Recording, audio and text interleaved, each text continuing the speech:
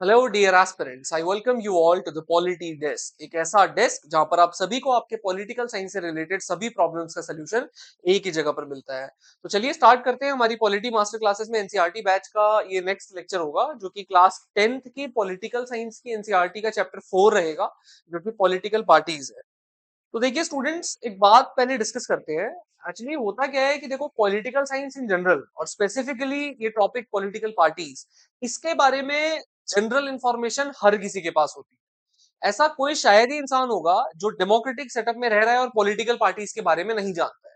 चाहे वो चाय के नुक्कड़ पे बैठने वाले जनरल पब्लिक हो, ठीक है, जो वहां पर चाय पी रहे हैं, लेबर क्लास से लेकर के अपर क्लास, वर्किंग क्लास से लेकर के कैपिटलिस्ट क्लास, या फिर कोई भी क्लास हो, कोई भी कास्ट हो, ये मतलब डिफरेंस नहीं है कोई भी, ठीक है। सभी को जो है ऑलमोस्ट कुछ ना कुछ जो है वो पॉलिटिकल पार्टीज के बारे में पता ही होता है, ठीक है। लेकिन हम, क्योंकि हम एस्पिरेंट हैं, हमें यूपीएससी, हम सिविल सर्विसेज की तैयारी कर रहे हैं, तो हमें पॉलिटिकल पार्टीज के एलिमेंट्स, फीचर्स, प्रॉब्लम्स, क्या कैसे उसको सॉल्व किया जा रहा है, क्या सुप्रीम कोर्ट ने रोल प्ले किया उसको सॉल्व करने में, क्या लॉ बना, एंटी डिफेक्शन क्या, डिफेक्शन क्या, हमें उन हर चीजों के बारे में पता होना चाहिए, ठीक है। हमारे बेसिक्स जो है पॉलिटिकल पार्टीज के बारे में क्लियर होने चाहिए। और ये चैप्टर बहुत फैंटास्टिक चैप्टर है, जो कि ऑलमोस्ट स्क्रैच से लेकर के और एक मतलब एक अच्छे खासे लेवल तक जो है वो पॉलिटिकल पार्टीज के बारे में सब कुछ कवर करके चल रहा है, ठीक है। इसमें जो है वो हम चैलेंजेस भी देखेंगे पॉलिटिकल पार्टीज के बारे में, उनको कैसे सॉल्व किया जा रहा है, क्या नीड है और सॉल्व करने की, कैसे सॉल्व किया जा सकता है। हम हर चीज को देखेंगे, फीचर से लेके सब प्रॉब्लम को डिस्कस करेंगे, ठीक है। चलिए स्टार्ट करते हैं इस लेक्चर को। इस लेक्चर में देखो, पहले तो हमने फर्स्ट टाइम पे ये डिस्कस करना है कि importance of political parties in democracy. तो देखो, डेमोक्रेसी में इंपॉर्टेंस क्या है पॉलिटिकल पार्टीज की। तो ऐसा होता है कि हम अगर देखें तो डेमोक्रेसी का जो बेसिक इंस्टीट्यूशन है, ठीक है, जो सबसे ज्यादा इंपॉर्टेंट रोल प्ले करता है डेमोक्रेसी को मेंटेन करने में, डेमोक्रेसी को सस्टेन करने में, वो इंस्टीट्यूशन है पॉलिटिकल पार्टीज, ठीक है। तो जैसे एक पूरे स्टेट की ऑर्गेनाइजेशन का बेस क्या है, विलेजेस, ठीक है, ऐसे ही एक डेमोक्रेसी के का बेस क्या है, पॉलिटिकल पार्टीज, ठीक है। तो सेकंड ये है कि भाई जो मतलब हर कई बार क्या होता है, हम हर जगह देखते हैं कि अगर डेमोक्रेसी की बात हो रही है तो वहां पॉलिटिकल पार्टीज की बात होती है। क्यों? क्योंकि पॉलिटिकल पार्टीज को डेमोक्रेसी का एक सिनोनिम मान लिया गया है, ठीक है। इतना ज्यादा इंपॉर्टेंट है ये institution of political parties in the democracy कि डेमोक्रेसी और पॉलिटिकल पार्टीज को यूं मान लेते हैं कि भाई इनके बिना तो दोनों एक दूसरे के साथ ही एग्जिस्ट करेंगे, ठीक है। एक दूसरे के बिना एक दूसरे एग्जिस्ट कर ही नहीं सकते हैं, ठीक है। फिर ये है कि एक लेस एजुकेटेड इंसान भी, एक लेस एजुकेटेड सिटीजन भी पॉलिटिकल पार्टीज के बारे में कुछ ना कुछ जानता ही है, ठीक है। अच्छा, तो लेकिन और एक और बात है कि डेमोक्रेसी में अगर हम देखें तो सबसे ज्यादा विजिबल इंस्टीट्यूशन क्या है। देखो ऐसा होता है, जो ऑफिसर्स होते हैं, एडमिनिस्ट्रेटिव ऑफिसर्स हो गए, सिविल सर्वेंट्स हो गए, ठीक है, तो वो सब बहुत ज्यादा विजिबल इंस्टीट्यूशन नहीं है, ठीक है। हम कितनी बार अप्रोच कर पाते हैं, ठीक है, इन्हें हम नहीं कर पाते हैं, ठीक है। वो बाबू वाला जो कल्चर है इंडिया के अंदर, नॉर्थ इंडिया में स्पेसिफिकली आज भी बहुत ज्यादा है, ठीक है, माई बाप कल्चर बहुत ज्यादा है। तो हम रेदर देन उन एडमिनिस्ट्रेटर को अप्रोच करें, हमें जो सबसे ज्यादा विजिबल इंस्टीट्यूशन दिखाई देता है किसी भी डेमोक्रेटिक सेटअप में, वो क्या दिखाई देता है, पॉलिटिकल पार्टीज दिखाई देती है, ठीक है। अच्छा, फिर नीड फॉर पॉलिटिकल पार्टीज, देखो जब एक बहुत टाइम पहले, ठीक है, सेंचुरीज अगो, पॉलिटिकल पार्टीज की जरूरत नहीं थी, ठीक है। देखो एक्चुअली होता क्या है कि पॉलिटिकल पार्टीज का काम जो है मेजरली क्या है कि वो लोगों के इंटरेस्ट को रिफ्लेक्ट करना, ठीक है। जब पहले पॉपुलेशन बहुत कम हुआ करती थी और डाइवर्सिटी बहुत ज्यादा कम हुआ करती थी, ठीक है, डाइवर्सिटी ज्यादा नहीं होती थी पहले। तो पहले क्या था, छोटे छोटे स्टेट्स हुआ करते थे, जिन्हें ग्रीस कल्चर में कहा करते थे सिटी स्टेट्स, ठीक है। और इंडिया के अंदर महाजनपदा ले लो, या फिर आप कोई भी जो है अदर ऑर्गेनाइजेशन ले लो, अगर आप लोगे उनमें तो आप उनमें समझोगे कि वहां पे पॉलिटिकल पार्टीज एक्चुअली ऐसा नहीं है कि उन्हें बनने नहीं दिया जाता था, बट जरूरत ही नहीं थी, तो पॉलिटिकल पार्टीज हुआ ही नहीं करती थी, क्योंकि बहुत ज्यादा डाइवर्सिटी नहीं होती थी, ठीक है। और मेजोरिटी माइनॉरिटी में इतना ज्यादा गैप हुआ करता था कि माइनॉरिटी अपने इंटरेस्ट के लिए कोई ऐसा ऑर्गेनाइजेशन फॉर्म कर ही नहीं पाते थे, ठीक है, स्पेशली मोनार्की में। फिर क्या हुआ, धीरे धीरे हम जो है वो डेमोक्रेसी की तरफ मूव करने लगे, लोगों को फ्रीडम मिलने लगी कि वो अपनी ऑर्गेनाइजेशन, अपने इंटरेस्ट को पुट फॉरवर्ड करने के लिए जो है वो एक एसोसिएशन और ऑर्गेनाइजेशन का फॉर्मेशन कर सके, ठीक है। तो जैसे जैसे पॉपुलेशन बढ़ती है, जैसे जैसे लोगों के अंदर डाइवर्सिटी बढ़ती है, जैसे जैसे मल्टीकल्चरल स्टेट्स इमर्ज होते हैं, क्या होता है, जैसे जैसे डाइवर्सिटी बढ़ेगी वैसे वैसे जो पॉलिटिकल पार्टीज है वो भी देश में बढ़ेंगी। ठीक है, तो हम ये कहना मतलब है कि सेंचुरीज अगो जो है वो कोई जरूरत ही नहीं पॉलिटिकल पार्टीज की। बट अगर हम आज की बात करें तो आज तो अपने इंटरेस्ट को या किसी भी इंटरेस्ट को रिफ्लेक्ट करने के लिए पॉलिटिकल पार्टीज की बहुत ज्यादा जरूरत होती है। ठीक है, अच्छा तो हम देख रहे हैं centuries ago many countries did not have political parties but now almost all the democracies have them. ठीक है, so their presence is essential because they organize a political competition and a structure governance। ठीक है, देखो ये हम पढ़ेंगे आगे। ठीक है, कि कैसे जो है वो पॉलिटिकल पार्टीज बहुत इंपॉर्टेंट रोल प्ले करती हैं गवर्नेंस में, किसी भी देश के गवर्नेंस में, किसी भी देश में पॉलिटिकल ऑर्गेनाइजेशन में। ठीक है, हम देखते हैं क्या होता है, what is a political party. देखो सब जानते हैं पॉलिटिकल पार्टी क्या है, लेकिन एक स्ट्रक्चर्ड डेफिनेशन के फॉर्म में हमें जानना है। हमें पता करना है पॉलिटिकल पार्टी क्या है एक स्ट्रक्चरल वे में। ठीक है, तो एक स्ट्रक्चरल वे ये बोलता है कि एक पॉलिटिकल पार्टी एक ग्रुप ऑफ पीपल है। जैसे भारतीय जनता पार्टी हो गया, आम आदमी पार्टी हो गई, कांग्रेस हो गई। ये क्या है, ये ग्रुप ऑफ पीपल है जिनमें कुछ कॉमन चीजें होती है। ठीक है, जैसे इनका क्या होता है, कंटेस्ट इलेक्शंस, जो कि अपने आप को ऑर्गेनाइज करते हैं क्या करने के लिए, इलेक्शंस कंटेस्ट करने के लिए और गवर्नमेंट में पावर को गेन करने के लिए। तो एक ऐसे ग्रुप ऑफ पीपल जिन्होंने अपने आप को ऑर्गेनाइज किया है to contest elections and to gain power in the government. Second क्या है, तो ये लोग क्या होते हैं कि जैसे आप मान के चलो, फॉर एग्जाम्पल लेके हम चलेंगे। जैसे एग्जाम्पल है आपका भारतीय जनता पार्टी। ठीक है, तो ये एक तो पहली बात तो ये ग्रुप ऑफ पीपल है जिनका ऑब्जेक्टिव क्या है कि ज्यादा से ज्यादा वोट्स को कलेक्ट करना, ज्यादा से ज्यादा सीट्स को कलेक्ट करना लॉ मेकिंग बॉडीज में और गवर्नमेंट फॉर्म करना और गवर्नमेंट पावर को गेन करना। ठीक है, दूसरा ये होता है कि ये वो कुछ लोग होते हैं जो कि कुछ एक पर्टिकुलर सेट ऑफ पॉलिसीज या प्रोग्राम्स पर अग्री करते हैं। ठीक है, they agree on a particular set of policies and programmes जो कि किस लिए बनाई जाती हैं, देश या सोसाइटी के बेटरमेंट के लिए। ठीक है, अच्छा अब मेरी बात को समझना। जैसे भारतीय जनता पार्टी हो गई और आम आदमी पार्टी हो गई, तो ये इंडिविजुअली अपने अलग अलग, ठीक है, बीजेपी अलग, आम आदमी पार्टी अलग और कांग्रेस अलग, ये कुछ ना कुछ अपने सेट ऑफ पॉलिसीज और प्रोग्राम्स पर अग्री किया है इन्होंने, तब इन्होंने पॉलिटिकल पार्टी फॉर्म की है। जैसे बीजेपी का क्या है, डेवलपमेंटल ऑब्जेक्टिव। ठीक है, बीजेपी का दूसरा ऑब्जेक्टिव क्या है, हिंदुत्व को प्रमोट करना, हिंदुइज्म को प्रमोट करना। ठीक है, जैसे आम आदमी पार्टी का क्या है, फ्री बिजली, फ्री पानी, है ना, बेसिक नेसेसिटीज। ठीक है, आम आदमी पार्टी के ऊपर चाहे कितनी एलिगेशन हो चाहे कुछ भी हो, लेकिन हाँ कम से कम लोगों में उन्होंने ये अवेयरनेस को क्रिएट की है कि इलेक्ट्रिसिटी, ठीक है, गुड क्वालिटी, मतलब पानी हो गया, ठीक है, सैनिटेशन हो गया, स्कूल्स हो गया, ठीक है, हॉस्पिटल्स हो गए, ये लोगों की बेसिक नेसेसिटी है। हमें पहले लगता था सरकार दे रही है तो ठीक है, नहीं दे रही है तो कोई बात नहीं, लेकिन इन्होंने इस चीज को अवेयर कराने में हेल्प की लोगों को कि भाई ये आपका राइट है, ये आपको देना है स्टेट को। ठीक है, तो जैसे ये क्या सेट ऑफ पॉलिसी प्रोग्राम है, आम आदमी पार्टी के set of policies and programmes है। हम अगर बात करें कांग्रेस, तो कांग्रेस का इंदिरा गांधी या जवाहरलाल नेहरू के टाइम से लेफ्ट जो है वो लीनिंग रहा है। ठीक है, प्रो पुअर, गरीबी हटाओ वाला टाइम से। ठीक है, तो तब से अब तक जो है इनको माना जाता है प्रो दलित या प्रो पुअर पार्टी। ठीक है, आ रही है बात समझ में। तो इन सबके क्या है, अपने अपने अलग अलग पॉलिसीज और प्रोग्राम्स है। तो पहली बात क्लियर हो गई कि भाई उनका ऑब्जेक्टिव क्या होता है कि ये इलेक्शंस कंटेस्ट करें और पावर गेन करें। ठीक है, दूसरा इनका ये है कि भाई ये कुछ particular set of policies and programmes में अग्री करते हैं, तब जाकर के ये कॉन्स्टिट्यूट करते हैं पॉलिटिकल पार्टीज को। ठीक है, अगला है persuade people that their policies are better than others. Obviously बात है, सेल्फ एक्सप्लेनेटरी पॉइंट है कि भाई ये क्या करते हैं कि लोगों को जो है वो कन्विंस करते हैं कि इनकी पॉलिसी प्रोग्राम ज्यादा अच्छी है बजाय कि दूसरे पार्टीज की पॉलिसी प्रोग्राम्स के। ठीक है, और चौथा है implement there policies if they win elections. और इनका फिर काम ही रहता है कि फिर ये उन्हीं पॉलिसीज और प्रोग्राम्स को जो इन्होंने अग्री किया था इलेक्शन लड़ने से पहले या फिर जब अपनी कैंपेन्स कर रहे थे तब, तो पावर में आने के बाद में इनका काम होता है कि ये उन्हीं सेट ऑफ पॉलिसीज और प्रोग्राम्स को इंप्लीमेंट करें। ठीक है,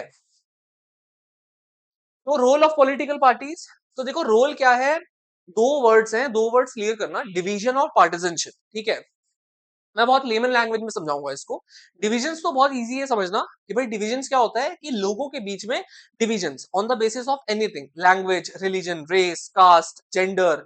ठीक है, हर चीज पर डिविजन्स। ठीक है, तो पॉलिटिकल पार्टीज क्या करती हैं, अब जैसे मान के चलो कि इंडिया के अंदर एक बात बताओ 750 से भी ऊपर पॉलिटिकल पार्टीज है। ठीक है, क्यों ऐसा है, ऐसा किस लिए है, इतनी सारी पॉलिटिकल पार्टीज की जरूरत क्या है इंडिया में। देखो समझो कि इंडिया के अंदर डिविजन्स बहुत ज्यादा है, इंडिया के अंदर डाइवर्सिटी बहुत ज्यादा है। ठीक है, इंडिया के अंदर बहुत अलग अलग प्रकार के लोग रहते हैं, अलग अलग लैंग्वेज बोलने वाले, अलग अलग रिलीजन के, अलग अलग रेस, कास्ट, कलर। ठीक है, सारे इश्यूज इंडिया के अंदर है, मल्टी कल्चरल सोसाइटी है इंडिया, कॉस्मोपॉलिटन कल्चर है इंडिया का।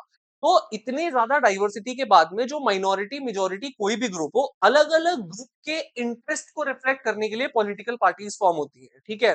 कॉन्स्टिट्यूशन में भी, फंडामेंटल राइट्स में भी जो है वो हमें आर्टिकल 19 में ये फ्रीडम दी हुई है कि भाई हम जो है वो किसी भी प्रकार की एसोसिएशन अगर इलीगल नहीं है तो उसको फॉर्म कर सकते हैं, ठीक है। तो यहाँ पर ये बात है कि पॉलिटिकल पार्टीज इतनी ज्यादा या फिर कम भी क्यों होती हैं। पॉलिटिकल पार्टी जो देश के अंदर, जो सोसाइटी के अंदर जो इनहेरेंट डिवीजन है लोगों के बीच में ऑन एनी बेसिस, उनको रिफ्लेक्ट करती है। जैसे एक कम्युनिटी है, एग्जांपल लेके समझेंगे, जैसे एक कम्युनिटी है शेड्यूल्ड कास्ट, ठीक है। तो शेड्यूल्ड कास्ट की जो है वो बीएसपी, ठीक है, बहुजन समाज पार्टी कांसीराम जी ने बनाई थी, ठीक है। वो क्या रिफ्लेक्ट करती है? इंटरेस्ट ऑफ माइनॉरिटी कम्युनिटी, ठीक है। कुछ ऐसे ही जो मीजो पार्टीज हैं कुछ नॉर्थ ईस्ट में, ठीक है। आसू एक स्टूडेंट्स यूनियन थी, बाद में पॉलिटिकल पार्टी का उसने रूप लिया, ठीक है। वो क्या थी? वो वहां के लोगों के असमीज जो कल्चर था उसको प्रोटेक्ट करने के लिए थी, ठीक है। तो ऐसे ही होता है कि भाई जो देश के अंदर जो अलग अलग डिविजन्स होते हैं, जो डाइवर्सिटीज होती हैं, तो हर ग्रुप के इंटरेस्ट को रिफ्लेक्ट करने के लिए पॉलिटिकल पार्टीज की रिक्वायरमेंट होती है, ठीक है। दूसरा है पार्टिजनशिप। पार्टिजनशिप को थोड़ा ऐसे समझते हैं, फॉर एग्जाम्पल आप मान के चलिए कि भाई आप जैसे अगर एक बात बोल देते हैं, कोई भी आपने अपने फ्रेंड सर्कल में या फिर अपने फैमिली में कोई एक बात बोल दी, ठीक है। आप उस बात पे बहुत ज्यादा एकदम अड़ गए कि नहीं भाई हमारी बात तो सही है, ठीक है। नहीं, कितना ही आपको परसुएट कर दिया जाए, आप कहोगे नहीं भाई ये एकदम सही है, ठीक है। फॉर एग्जाम्पल आप अपने फ्रेंड सर्कल में डिबेट कर रहे हो कि live in relationship are right और नॉट, ठीक है। आपके फ्रेंड्स बोल रहे हैं राइट नहीं है, आप बोल रहे हो राइट है, ठीक है। तो आप क्या रिफ्लेक्ट कर रहे हो? ये दोनों आपके बीच में आप इतना ज्यादा सपोर्ट कर रहे हो किसी एक व्यू को कि आप दोनों के बीच में पार्टिजनशिप है, ठीक है। ये भी बहुत सिनोनिम ही है मतलब डिवीजन का, ठीक है। तो ये क्या होता है? Partisanship meaning that they stand for particular policy और इंटरेस्ट। फिर यही चीज होती है पॉलिटिकल पार्टीज में भी। पॉलिटिकल पार्टीज भी क्या करती हैं? किसी एक पर्टिकुलर इशू को लेके बहुत ज्यादा स्ट्रॉन्ग हो जाती है, ठीक है। जैसे आम आदमी पार्टी है, आम आदमी पार्टी का फ्रीबीज वाला कल्चर, ठीक है, कि भाई उनका ये है कि हम ये देंगे, हम वो देंगे, फ्री में देंगे, अपने घर से लाके देंगे, कहाँ से लाके देंगे, जहां से भी लाके देंगे, देंगे फ्री में, ठीक है। तो इनका ये है नहीं भाई हम देंगे फ्री में, कुछ हो जाए हम फ्री में देंगे। आ रही है बात समझ में? तो ये क्या है? ये इनका पार्टिजनशिप है कि ये इस इशू के लिए, इस पॉलिसी के लिए एकदम स्टॉन्च है, किसी की नहीं सुनेंगे, चाहे बर्बादी हो जाए, चाहे जो है कहीं कुछ करने के लिए पैसे ना बचे, ठीक है, सरकारी खजाने से पैसे सारे खर्च हो जाए, लेकिन फिर भी हम फ्री में देंगे। हम लोगों की इनकम को नहीं बढ़ाएंगे ताकि लोग खुद से पे कर पाए उन चीजों के लिए, लेकिन हम जो है वो फ्री में देंगे, ठीक है। तो ये क्या दिखा रहा है? ये उनकी पार्टिजनशिप को दिखा रहा है, ठीक है। फिर अगला है they play a crucial role in decision making and governance. Obviously political party जो है आगे चल के जब उनको पावर मिल जाती है, जब वो पावर में आ जाते हैं या बिना पावर में आए हुए भी ऑपोजिशन के फॉर्म में या बिना सीट लिए भी प्रेशर ग्रुप्स के फॉर्म में जो है वो पॉलिसी मेकिंग पर अपना जो है वो इन्फ्लुएंस डालते हैं, ठीक है। अगला है कंपोनेंट्स ऑफ पॉलिटिकल पार्टी। तो देखो पॉलिटिकल पार्टी हैज थ्री की कंपोनेंट्स, तीन की कंपोनेंट्स होते हैं पॉलिटिकल पार्टीज में। एक होते हैं लीडर, ठीक है, जो किसी भी पॉलिटिकल पार्टी को लीड कर रहे होते हैं फ्रंट से, ठीक है। जैसे बीजेपी में कौन है? अमित शाह, जेपी नड्डा, ठीक है, नरेंद्र मोदी, है ना। तो ये सब हैं, ये कौन है? ये लीडर है, ठीक है, पॉलिटिकल पार्टी के। ये फ्रंट से लीड कर रहे हैं पॉलिटिकल पार्टी को, ठीक है। अच्छा, उसके बाद में होते हैं एक्टिव मेंबर्स, ठीक है, जो देखो अकेले लीडर्स कर नहीं सकते हैं, ठीक है, उनके साथ में जो है वो बहुत सारे मेंबर्स होते हैं, एक्टिव मेंबर्स होते हैं, जो एक्टिवली रैलीज करवा रहे हैं, कैंपेन्स कर रहे हैं, ठीक है, जो एक्टिविटीज है पॉलिटिकल पार्टीज की उनमें पार्टिसिपेट कर रहे हैं, ठीक है, लोगों तक पहुंचने का काम कर रहे हैं। अरे बस में वो होते हैं कुछ एक्टिव मेंबर्स। और फिर आते हैं फॉलोअर्स, जो कि उन पॉलिटिकल पार्टीज की आइडियोलॉजी को फॉलो कर रहे हैं, ठीक है। तो देखो फिर थर्ड है फॉलोअर्स, ठीक है। यही फॉलोअर्स ही वो लोग हैं जो वोट देते हैं फिर पॉलिटिकल पार्टीज को, ठीक है। फिर ये कुछ हेडिंग्स हैं जिनमें हम समझेंगे कि पॉलिटिकल पार्टीज का डेमोक्रेसी में क्या फंक्शन होता है, what are the functions of political parties, ठीक है। Contesting election, formulating policies and programmes, making law.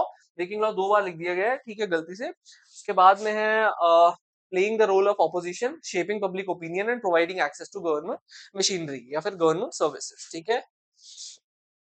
Contesting elections, ठीक है। तो पहला काम सेल्फ एक्सप्लेनेटरी है कि क्या होता है कि इनका काम होता है इलेक्शंस कंटेस्ट करना। पॉलिटिकल पार्टीज क्या करती हैं? अपने अपने कैंडिडेट्स को जो है हर इलेक्टोरल कॉन्स्टिट्यूएंसी से लॉन्च करती हैं या फिर उनको टिकट देती हैं, हम कह सकते हैं, ठीक है। और हर एक इलेक्टोरल कॉन्स्टिट्यूएंसी से अपने कैंडिडेट्स को उतार के इनका मेन ऑब्जेक्टिव ये होता है कि इलेक्शंस को कंटेस्ट करें, ज्यादा से ज्यादा कैंडिडेट्स पर्टिकुलर पॉलिटिकल पार्टी से जीते, ये इनका ऑब्जेक्टिव है, और ताकि ये लोग लॉ मेकिंग बॉडीज में मेजोरिटी में आ जाए जिससे ये गवर्नमेंट फॉर्म कर सके, ठीक है। यहाँ पर एक बात ये लिखी हुई है, खाली बात है यूएसए की। जैसे यूएसए के अंदर क्या होता है कि यूएसए के अंदर पहले जो है वो इलेक्शंस होते हैं, ठीक है, ऑन पेपर पहले इलेक्शंस होते हैं, ठीक है। पार्टी मेंबर्स जो है वो फिर अपने अपने कैंडिडेट्स को, पार्टी के मेंबर्स पहले जो है वो एक साथ इकट्ठे होते हैं। एक पर्टिकुलर कॉन्स्टिट्यूएंसी, मान लो एक्सवाइजेड कैलिफोर्निया कॉन्स्टिट्यूएंसी है, ठीक है। कैलिफोर्निया से इस पॉलिटिकल पार्टी के बिहाफ पे कौन इलेक्शन लड़ेगा, ये कौन डिसाइड करता है? उस पार्टी के मेंबर उस पर्टिकुलर जगह से इकट्ठे होते हैं एक साथ, इकट्ठे होके वो लोग वोटिंग करते हैं और तब किसी एक पर्सन को चूज करते हैं कि ये हमारे बिहाफ पे यहां से इलेक्शन लड़ेंगे। इंडिया के केस में ऐसा नहीं होता। इंडिया के केस में कुछ लोगों से पूछा जाता है, कुछ से नहीं भी पूछा जाता, सबसे तो ऑब्वियसली नहीं पूछा जाता है। जो लगता है, ठीक है, कि भाई ये यहां से जीत सकते हैं वोट, उन्हीं को जो है वो चूज किया जाता है। हमने पिछले चैप्टर में पढ़ा था कि ये बहुत बड़ी प्रॉब्लम है इंडिया की, कि इंडिया के अंदर अगर वहां के मेंबर सिलेक्ट करें कि हमारे यहाँ से हमारी पार्टी के बिहाफ पे कौन लड़ेगा तो ज्यादा बेटर होगा। अभी लीडर इलेक्ट करते हैं इंडिया के अंदर, और उससे क्या होता है, लीडर किस बेसिस पे इलेक्ट करते हैं? कास्ट, कलर, रिलीजन, उस पर्टिकुलर जगह पे कौन सी कम्युनिटी डोमिनेंट है, उसी के कैंडिडेट को उतारते हैं, चाहे वो कॉम्पिटेंट हो चाहे ना हो, चाहे साफ सुथरा आदमी हो चाहे गुंडा हो, ठीक है, डजेंट मैटर, ठीक है। Formulating policies and programmes. तो इन पॉलिटिकल पार्टीज का क्या काम होता है? पॉलिटिकल पार्टीज का फंक्शन सेकंड ये है कि ये क्या करती हैं, पॉलिसीज एंड प्रोग्राम्स को फॉर्मुलेट करती हैं, इलेक्शन से पहले भी और इलेक्शंस के बाद में भी उन्हीं को फिर इंप्लीमेंट करती हैं, ठीक है। तो इनका काम है देश के लिए। अच्छा, पॉलिटिकल पार्टी अगर रीजनल है तो मोस्टली जो इशू कंसिडर किया जाएगा पॉलिटिकल पार्टी के द्वारा वो रीजनल इशू होगा। अगर नेशनल पॉलिटिकल पार्टी है तो उनका क्या काम होगा? पूरे देश के लिए पॉलिसीज को फॉर्मुलेट करना, ठीक है। चाहे रीजनल हो चाहे नेशनल हो, लेकिन फिर भी पूरे देश का इंटरेस्ट को कंसिडर करना ये एक बेसिक रिक्वायरमेंट है हर पॉलिटिकल पार्टी की, जिसके बिना सही से वो काम नहीं कर पाएंगी, ठीक है। ये आप देख सकते हैं, एक बार रीड कर सकते हैं। Making laws. फिर हर पॉलिटिकल पार्टी, जब पॉलिटिकल पार्टीज क्या होती हैं कि ये सीट्स जीत जाती हैं, लॉ मेकिंग बॉडीज में आ जाती हैं, उसके बाद में इनका काम होता है लॉ बनाना, ठीक है। जैसे लोकसभा में जो भी पॉलिटिकल पार्टी 50% प्लस 1 सीट से ज्यादा सीट्स लेके रखेगी, जीतेगी, ठीक है, लोकसभा में, उसी से क्या आएंगे, उसी से प्राइम मिनिस्टर आएंगे, और प्राइम मिनिस्टर चूज करेंगे अपने काउंसिल ऑफ मिनिस्टर, ठीक है, जिसको बोलते हैं हम एग्जीक्यूटिव, ठीक है। तो इनका मेजर काम, और देखो देश में हमारे, आपको भी पता है कि जो भी मेजोरिटी बिल्स होते हैं जो आते हैं पास होने के लिए लोकसभा राज्यसभा में, वो कौन लेके आता है? वो एग्जीक्यूटिव ही लेके आता है, ठीक है। गवर्नमेंट बिल्स ही मोस्टली पास होते हैं, प्राइवेट मेंबर बिल पास होने की प्रोबेबिलिटी बहुत कम होती है, ठीक है। प्राइवेट मेंबर बिल वो बिल होते हैं जो कि एग्जीक्यूटिव के मेंबर के अलावा कोई भी मेंबर अगर लोकसभा या राज्यसभा में लेके आ रहे हैं तो वो प्राइवेट मेंबर बिल है, ठीक है। उनके पास होने की प्रोबेबिलिटी बहुत कम है। मोस्ट ऑफ द टाइम जो पॉलिटिकल पार्टी जीतती है वही जो है वो लॉ मेकिंग का काम करती है, ठीक है, लोकसभा या राज्यसभा में, ठीक है। अच्छा, इसके बाद हम देखेंगे forming and running the government, ठीक है। तो इनका ऑब्वियसली एक काम ये है कि ये गवर्नमेंट को फॉर्म करती हैं और गवर्नमेंट को रन करती हैं, ठीक है। गवर्नमेंट फॉर्मेशन कैसे होती है? उसी पर्टिकुलर हाउस में 50% से ज्यादा सीट्स जिस भी पॉलिटिकल पार्टी की आती है, उन्हीं से जो है वो, अगर नेशनल लेवल है तो प्राइम मिनिस्टर आते हैं, फिर वो काउंसिल ऑफ मिनिस्टर इलेक्ट करते हैं। अगर स्टेट की बात होती है तो स्टेट में जो भी, स्टेट के लेजिस्लेचर में जो भी पॉलिटिकल पार्टी मेजोरिटी में आती है, 50% से प्लस 1 सीट लेके आती है, उसी से आते हैं चीफ मिनिस्टर, और चीफ मिनिस्टर चूज करते हैं अपने काउंसिल ऑफ मिनिस्टर्स, ठीक है। Playing the role of opposition. अब देखो मेरी बात समझना कि जो भी पॉलिटिकल पार्टी, फिर अब जैसे लोकसभा है, लोकसभा में 543 मेंबर्स जो है वो टोटल है, ठीक है। 545 नहीं है, मैक्सिमम स्ट्रेंथ 550 है, बट अभी के टाइम पर जो है वो 543 मेंबर्स है, ठीक है, टोटल स्ट्रेंथ ऑफ लोकसभा। अब लोकसभा में अगर 272 सीट्स जिस भी पॉलिटिकल पार्टी की आती है, 272 मतलब 50% वैसे हुआ 271.5, तो 50% प्लस 1 हो गया, तो 272 सीट्स जिस भी पॉलिटिकल पार्टी की आती है, वो पॉलिटिकल पार्टी जो है वो क्या करती है? गवर्नमेंट फॉर्म करती है, ठीक है।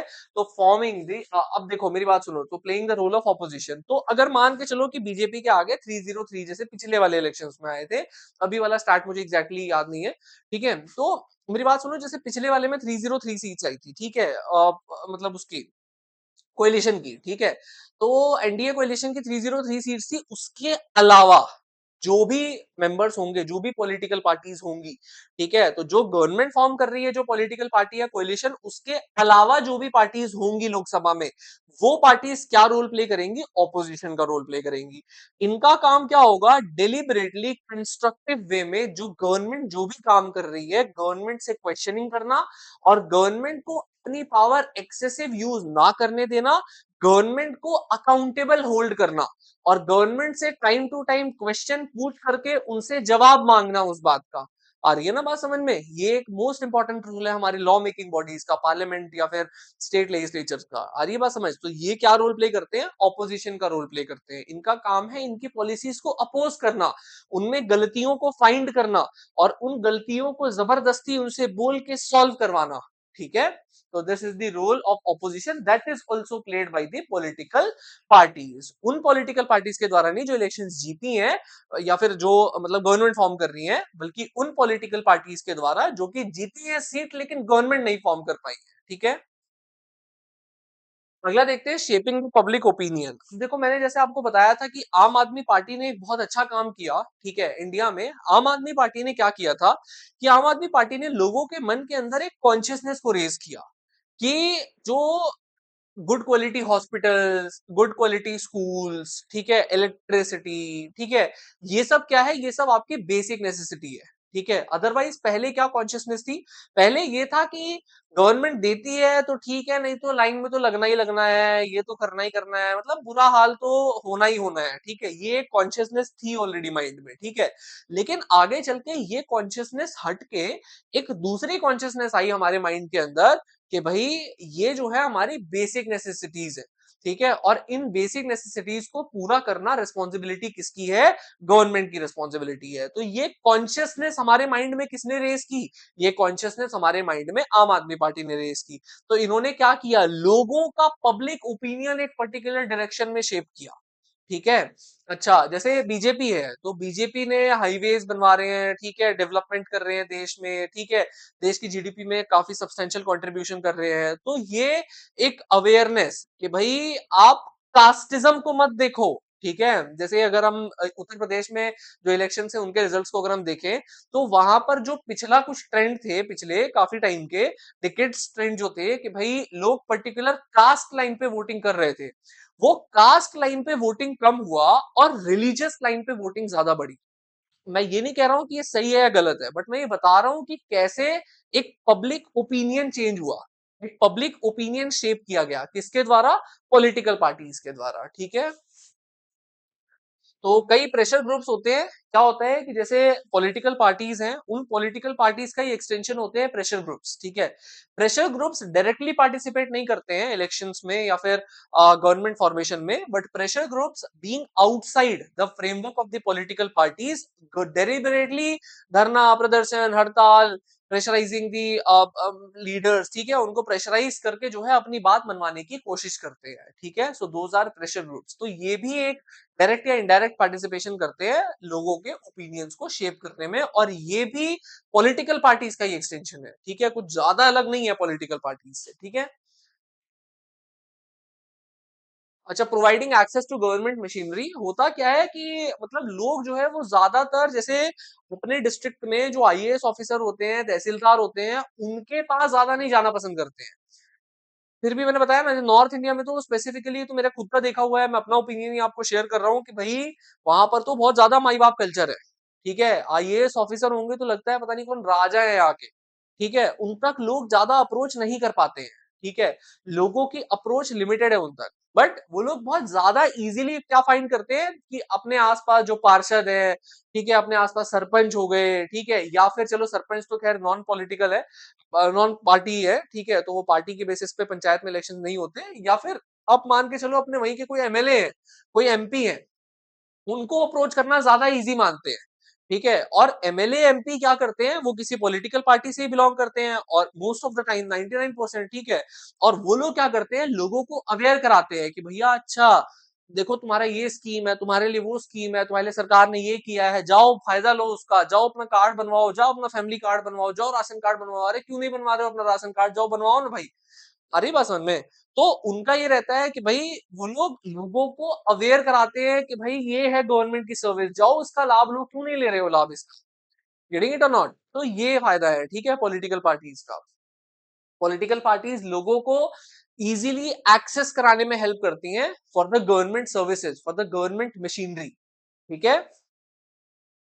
अच्छा, नेसेसिटी ऑफ पॉलिटिकल पार्टीज, देखो पॉलिटिकल पार्टीज क्यों चाहिए, ठीक है। अच्छा, पहले मैं आपको एक बात बता देता हूँ, ठीक है। देखो पॉलिटिकल पार्टीज क्यों चाहिए, ऐसा भी तो हो सकता है कि बिना पॉलिटिकल पार्टीज के इलेक्शंस हो। पॉलिटिकल पार्टीज जैसे भी हमने देखा है, मनी मसल पावर कितना जो है गलत गलत काम भी करते हैं पॉलिटिकल पार्टीज, तो ऐसा क्यों नहीं हम कर देते हैं कि बिना पॉलिटिकल पार्टीज के देश में इलेक्शंस हो रहे हैं। ऐसा भी तो पॉसिबल है ना। नहीं, देखो ऐसा करना सही नहीं होगा। ऐसा करना सही क्यों नहीं होगा? ऐसा करना सही इसलिए नहीं होगा क्योंकि अगर बिना पॉलिटिकल पार्टीज के इलेक्शंस हो रहे होंगे देश के अंदर, तो उससे एक रॉन्ग इफेक्ट पड़ेगा। रॉन्ग इफेक्ट क्या पड़ेगा? देखो देश बहुत बड़ा है, पॉपुलेशन बहुत ज्यादा है, इश्यूज बहुत डाइवर्स है देश के अंदर, ठीक है। होता क्या है कि अगर इंडिविजुअल कैंडिडेट्स लड़ेंगे, जैसे फॉर एग्जांपल अभी मान लो कि भाई कहीं पर भी कोई भी एक्स वाई जेड जगह है, ठीक है, दिल्ली की मान के चलो सदर कॉन्स्टिट्युएंसी है, ठीक है। हम मान लो सदर कॉन्स्टिट्यूएंसी से नॉन पॉलिटिकल इलेक्शंस हो रहे हैं, ठीक है, पॉलिटिकल इलेक्शंस नहीं, बिना पॉलिटिकल पार्टी के, या अपना आप ओआरएन मान लो, या फिर आपका नेहरू विहार कॉन्स्टिट्यूएंसी वहां से मान लो, ठीक है, कहीं से भी मान लो, तो आप मान के चलो अगर वहां नॉन पॉलिटिकल इलेक्शंस होंगे, तो वहां से जो लीडर जीतेंगे वो नॉन पॉलिटिकल होंगे, पॉलिटिकल पार्टी से रिलेटेड किसी से नहीं होंगे। तो वो जब लॉ मेकिंग बॉडी में बैठेंगे तो वो किसके लिए लॉ बनाएंगे? वो अपनी केवल पर्टिकुलर कॉन्स्टिट्यूएंसी के लिए लॉ बनाना चाहेंगे। वो केवल किसके इंटरेस्ट को ध्यान में रखेंगे? केवल अपने पर्टिकुलर कॉन्स्टिट्यूएंसी के इंटरेस्ट को ध्यान में रखेंगे। क्या कभी वो एक ब्रॉड देश के फ्रेमवर्क से लॉ बना पाएंगे? नहीं बना पाएंगे। क्यों? क्योंकि उनको ये पता है कि नेक्स्ट इलेक्शन में हमें यही के केवल लोग जिताएंगे।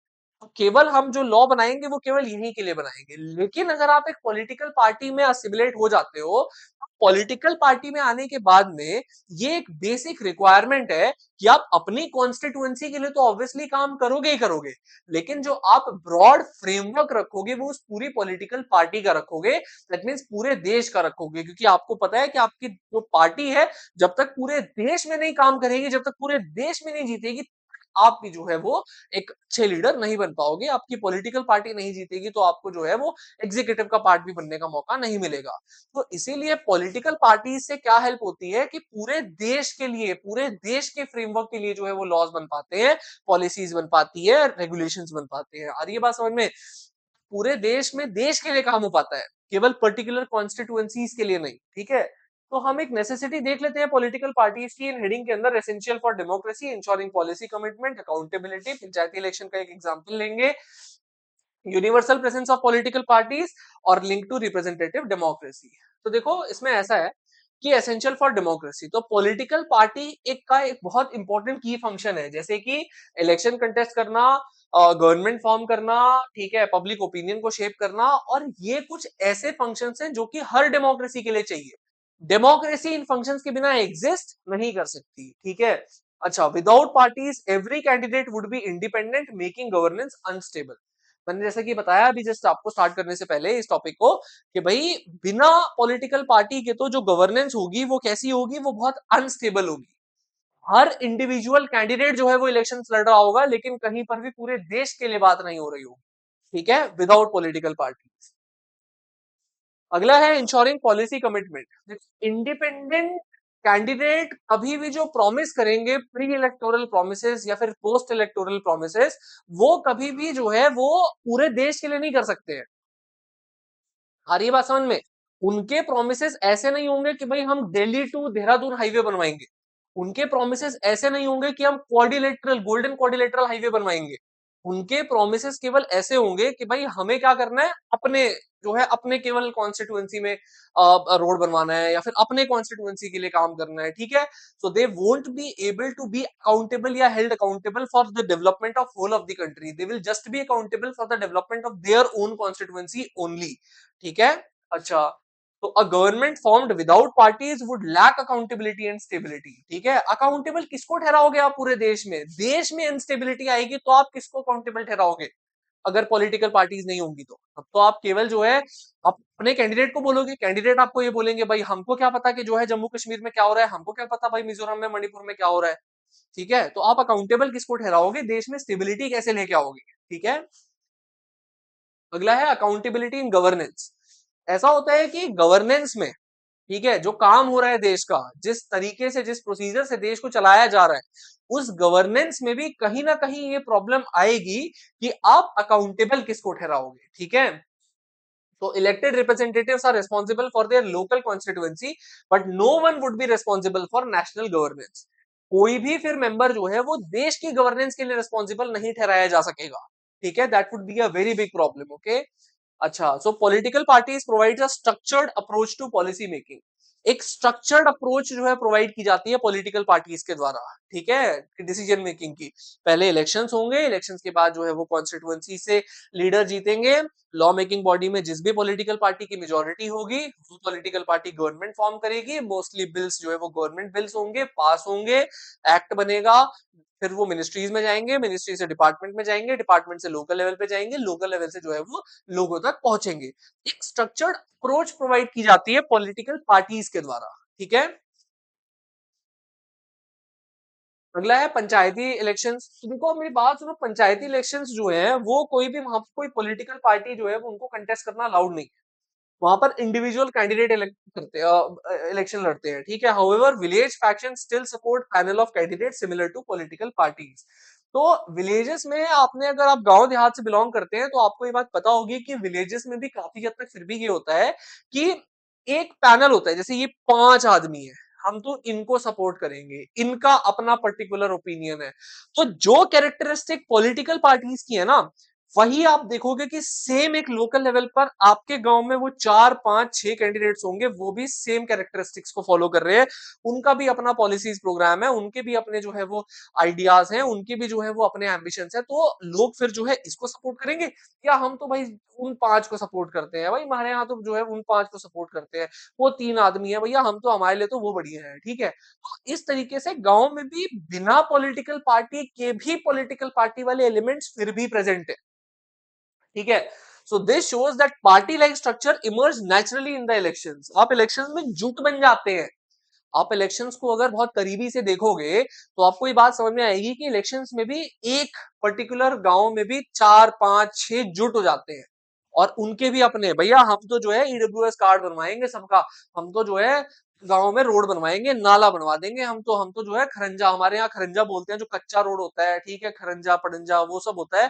तो सबका ये है भाई, हम तो यहाँ ये करवा देंगे, हम तो जोड़ खुलवा देंगे, हम तो ये कर देंगे। तो सबके अपने अपने ओपिनियंस होते हैं, और जो पॉलिटिकल पार्टी कैरेक्टरिस्टिक्स एग्जिबिट करती हैं वही कैरेक्टरिस्टिक्स जो है फिर उन ग्रुप्स के भी होते हैं। तो इसका मतलब ये है कि ये कुछ ऐसा नहीं है पॉलिटिकल पार्टीज की आर्टिफिशियली बनाई जा रही है। जहां डाइवर्सिटी होगी वहां पॉलिटिकल पार्टीज का होना लाजमी है। आपने कभी, अगर आप गांव से बिलोंग करते हो तो आपने सुना होगा, अब से 30 साल 40 साल पहले केवल एक ही मुखिया हुआ करते थे। वही जब तक जो है पंचायती राज के इलेक्शंस मैंडेटरी नहीं थे, तब तक केवल एक ही मुखिया हुआ करते थे, उनको कोई अपोज नहीं करता था। वो हमेशा जो है, मेरे गांव में भी हमेशा से ये है कि भाई एक मुखिया हुआ करते थे, वही सारे काम देखते थे। तो वो क्यों था ऐसा उस टाइम पर, क्या और लोग कॉम्पिटेंट नहीं थे उतने?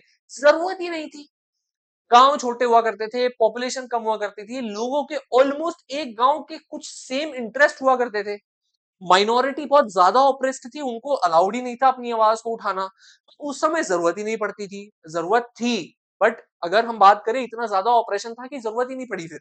ठीक है, तो इसीलिए एक ही आदमी, बट जैसे जैसे जो है विलेजेस डेवलप हुए, जैसे जैसे पॉपुलेशन बढ़ी, तो पॉपुलेशन में लोगों के अंदर भी इंटरेस्ट बढ़े, उनकी भी डाइवर्सिटी बढ़ी, तो तब वहां पर भी naturally political parties like structure develop होने लगे। It is natural form political parties. Okay, अगर हम यूनिवर्सल प्रेजेंस देखें तो वर्ल्ड में आप किसी भी जगह चले जाओ, किसी भी डेमोक्रेटिक सेटअप में चले जाओ, कहीं भी चले जाओ, आपको political parties will be evident, है ना? है पॉलिटिकल पार्टीज हर जगह, आपको हर जगह दिखाई देंगी पॉलिटिकल पार्टीज। आ रही है बात समझ में? So almost all countries, whether big और स्मॉल, ओल्ड और न्यू, डेवलप्ड और अंडर डेवलप्ड या डेवलपिंग, ठीक है, अंडर डेवलप्ड में तो फिर भी जो है वो कमी एविडेंस है, खैर अफ्रीका जैसे अंडर डेवलप्ड, तो वहां ट्राइबल जो है वो ज्यादा है। बट ट्राइबल्स में भी देखोगे तो कुछ ना कुछ ऐसे जुट बनी जाते हैं उनकी भी। ठीक है, कि भाई ये हमारे लीडर है, ये हमारे लीडर है, ठीक है। तो this proves that representative democracy can not function effectively without political parties, ठीक है। तो अगर हम अगला देखें, लिंक टू रिप्रेजेंटेटिव डेमोक्रेसी, तो देखो एक इंसान चाहिए जो बड़े देशों में लोगों को रिप्रेजेंट करे। 1 करोड़ लोग, 1 करोड़ तो मैं ज्यादा बोल दिया, जैसे मान लो 20 लाख लोग एक पर्टिकुलर इलेक्टोरल कॉन्स्टिट्यूएंसी से, 20 लाख के 20 लाख डायरेक्टली पार्टिसिपेट कर नहीं सकते हैं डिसीजन मेकिंग में, लॉ फॉर्मेशन में, पॉलिसी डिसीजंस में, तो वो अपने बिहाफ पे एक रिप्रेजेंटेटिव को चूज करते हैं। अब ये लोग जिस पर्टिकुलर सेट ऑफ पॉलिसीज और प्रोग्राम्स को चाहेंगे इंप्लीमेंट करवाना, ये उस पर्टिकुलर पॉलिटिकल पार्टी को सपोर्ट करेंगे। तो it is also linked to representative democracy, ठीक है। So the rise of the political parties is closely tied to growth of the representative democracy. As people can not directly participate in governance, they elect representatives through political parties, ठीक है। Freedom to, अच्छा, तो ये हम how many political parties है ना, तो देखो कितनी पॉलिटिकल पार्टी फिर होनी चाहिए, एक, दो या बहुत सारी, ठीक है। तो 3 सिस्टम्स होते हैं, one party system, bi party system या मल्टी पार्टी सिस्टम, ठीक है। देखते हैं इसको, freedom to form political parties. Election commission of India की ये रिस्पॉन्सिबिलिटी है कि पार्टीज को रजिस्टर करना, और अगर कुछ गलत हो या फिर रिक्वायरमेंट फुलफिल ना हो तो डी रजिस्टर करना, ठीक है। अच्छा, this is also subject to judicial review, आप जुडिशरी में इस केस को लेके जा सकते हो। आपके पास फंडामेंटल राइट है कि आप जो है फॉर्म कर सकते हो ऑर्गेनाइजेशन, आपके पास fundamental right under article 19 of Indian constitution party को रजिस्टर कराने का नहीं। रजिस्टर कराना किसके हाथ में है? इलेक्शन कमीशन ऑफ इंडिया के हाथ में है, ठीक है। So in a democracy any group of citizens can form a political party. India has over 750 registered political parties. Election commission of India के द्वारा 750 से भी ज्यादा पॉलिटिकल पार्टीज को रजिस्टर किया गया है, जो कि एक्टिवली जगह जगह से इलेक्शन कंटेस्ट करती हैं, ठीक है। और जो नहीं करती हैं वो एज प्रेशर ग्रुप फॉर्म काम कर रही हैं, बाकी गवर्नमेंट को प्रेशराइज करने के लिए, ठीक है। One party system, one party system में बेसिकली सारा जो देश का गवर्नेंस होता है वो किसी एक ही पर्टिकुलर पॉलिटिकल पार्टी के हाथ में होता है। हर काम जो है वो एक ही पर्टिकुलर पॉलिटिकल पार्टी करती है। जैसे चाइना में कम्युनिस्ट पार्टी ऑफ चाइना, इसमें इशू क्या है, इसमें किसी दूसरे पॉलिटिकल पार्टी को फॉर्म होने का राइट ही नहीं है। दूसरे पॉलिटिकल पार्टीज के पास में जीरो राइट्स होते हैं, ठीक है। इसमें डेमोक्रेसी जो है वो लोगों के पास एक्चुअली रियल चॉइसेस नहीं आ पाती है, डेमोक्रेसी का एहसास नहीं होता है लोगों को, ठीक है। अच्छा, लेकिन इसका एक बेनिफिट भी है। बेनिफिट ये है कि ऐसी जगह पर जो है वो डेवलपमेंट बहुत फास्ट होता है, क्यों? क्योंकि किसी से कंसल्टेशन ही नहीं करनी है, जिससे मर्जी उससे पूछो और काम करो, ठीक है। फास्ट डिसीजन मेकिंग होती है, स्टेबिलिटी बहुत ज्यादा होती है, ठीक है, कि पता है कि भाई शी जिनपिंग ही अगर लीड करेगा तो शी जिनपिंग ही रहेगा, ठीक है। लेकिन वो रहते किस बेसिस पे है? पावर के बेसिस पे, लोगों को सप्रेस करके, ठीक है, लोगों को बिना राइट्स दिए, ओके। अच्छा, दूसरा अगर हम बात करें तो वन पार्टी सिस्टम था ये,